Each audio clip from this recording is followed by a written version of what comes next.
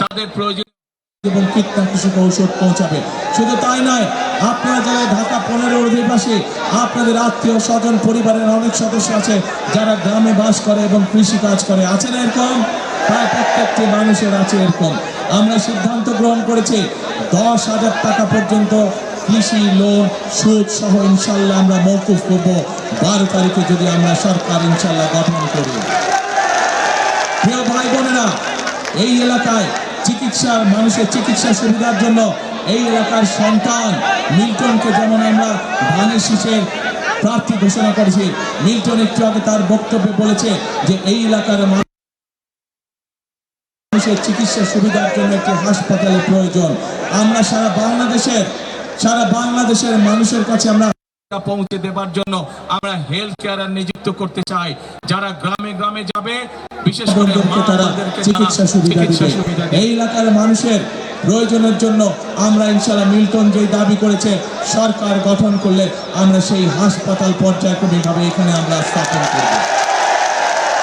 এই এলাকার মানুষের আরেকটি বড় সমস্যা আছে,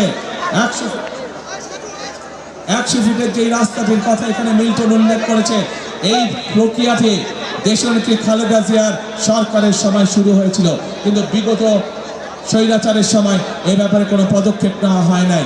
যেহেতু দেশনেত্রী খালেদা জিয়া এই কাজটি শুরু করেছেন, আজ এই মানুষগুলোর সামনে আমি বলে যেতে চাই যে ইনশাআল্লাহ 12 তারিখে বিএনপি সরকার গঠন করলে যত দ্রুত সম্ভব আমরা সেই 100 ফিট রাস্তার কাজ শুরু করব।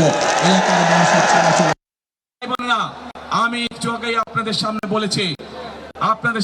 বলেছি সংক্ষেপে, আমি বিএনপি আগামীতে সরকার গঠন করলে দেশ এবং দেশের মানুষের ভাগ্যের পরিবর্তনের কাজ করবে তার কথা আপনাদের সামনে তুলে ধরেছি। প্রিয় ভাই বোনেরা, আমরা দেশের নারীদের জন্য পরিকল্পনা গ্রহণ করেছি কিভাবে দেশের নারীদেরকে আরো ক্ষমতায়ন করা যায়।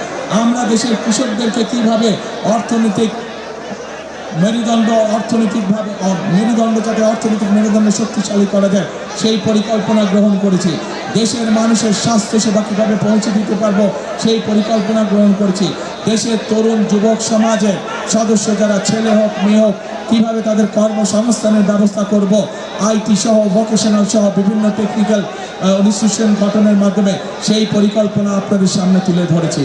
কিন্তু প্রিয় ভাই বোনেরা, এই সকল পরিবর্তন যদি করতে হয়, এই সকল পরিকল্পনা যদি বাস্তবায়ন করতে হয়, তাহলে আমি এবং আমার দল বিএনপির আপনাদের সহযোগিতা সমর্থন ছাড়া সম্ভব নয়।